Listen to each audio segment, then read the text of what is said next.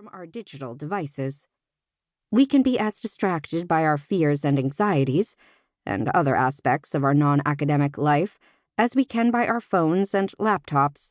Whenever we are attempting challenging cognitive work, distraction sings to us sweetly, beckoning us into easier and more pleasurable pursuits. But the education supported by attention brings greater and more meaningful rewards than the temporary bursts of pleasure we can get from our distractions, and it can give us the cognitive tools we need to manage our fears and anxieties during times of crisis. A student comes into my literature course baffled and a little frustrated by the poems I had assigned her to read.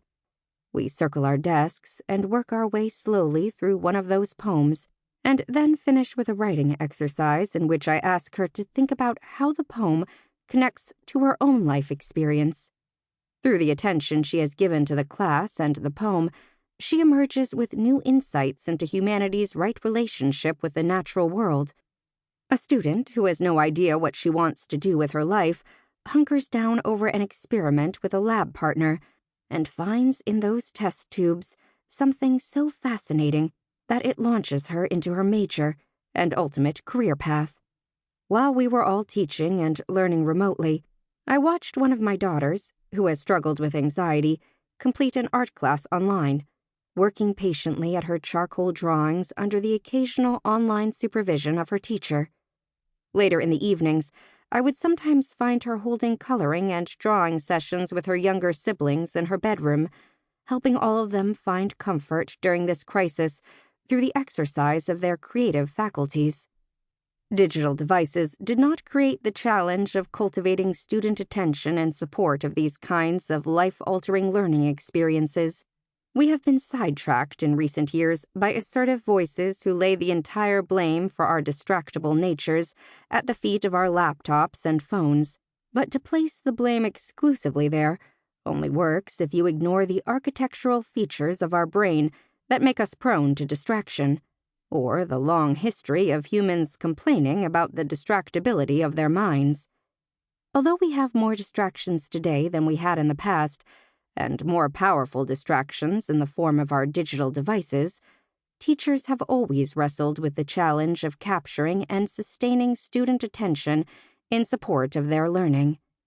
To overcome that challenge, we need to turn our heads away from distraction and toward attention. Our challenge is not to wall off distractions.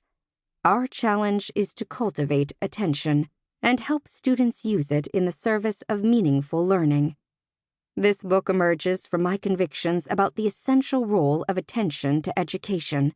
It offers many recommendations for how to make attention a priority in your classroom, from the building of community and the design of your course to the structuring of your class period and the development of creative new teaching strategies. I hope that you will find in here a new understanding of the role that attention can play in student learning, new tools for cultivating the attention of your students, and fresh enthusiasm for the task. April 20th, 2020. Worcester, Massachusetts. Introduction. From distraction to attention. In the early 1930s, British author E.M. Delafield published a short novel about an Englishwoman whose literary aspirations bumped up against the drudgeries of life with an indifferent husband, 2 precocious children, and the challenges of everyday household management. It proved such a hit that Delafield produced multiple sequels in the years that followed.